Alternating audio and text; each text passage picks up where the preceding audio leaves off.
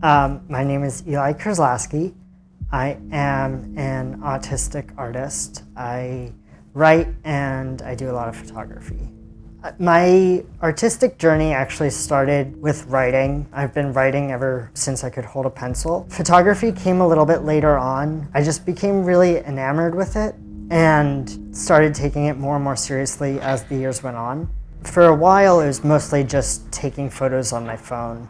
That was the way that I went. And then in 2016, 2017, I would say, I was talking to someone about photography and I was just saying, I was talking about it more and more and that I really enjoyed it. And she said to me that, you can take photos on your phone, but if you want to actually get serious about this, the next step would be to get a camera. Photography has become one of my primary methods of self-care and also one of my primary ways of recharging myself and dealing with things like overstimulation. So it's been a very therapeutic thing. So that's continued the practice. Beyond just liking it, it's something that genuinely benefits my well-being. I don't know what it's like to be any other kind of artist.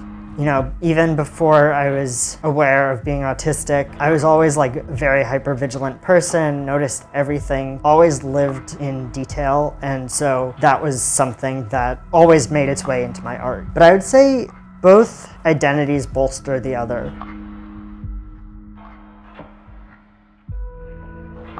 One of them is called Bars and Stripes. It's a building that I love and I've been trying to photograph for years. I was on a photo walk and I got a little bit lost and realized that I had ended up right outside that building, but at a different vantage point than I've ever seen it before.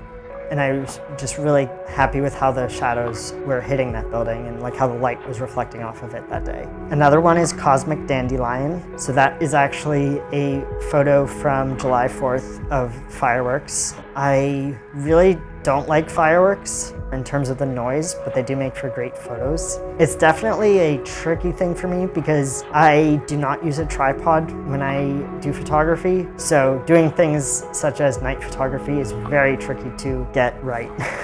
So fireworks is very hit or miss. And then the other one is called Love and Music. And that one I actually set up a scene at home, which I do not do very often. There was going to be like some special recycling day where they were like taking a lot of old electronics and stuff. So I just took a lot of our old CDs and I just like threw them on the floor and started taking photos and watched how the light like reflected and refracted off of them.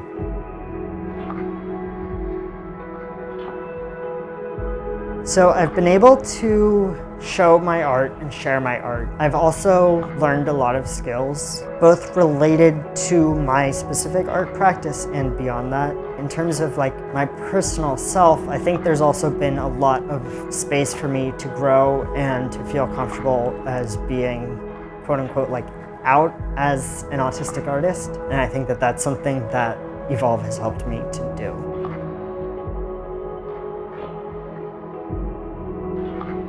It's really important to support local art and local artists. Along with that, it's very important to support disabled artists in particular. There's a lot of times where the art scene can be very exclusive and favor able-bodied and neurotypical people. By supporting us, it helps us continue to do what we love.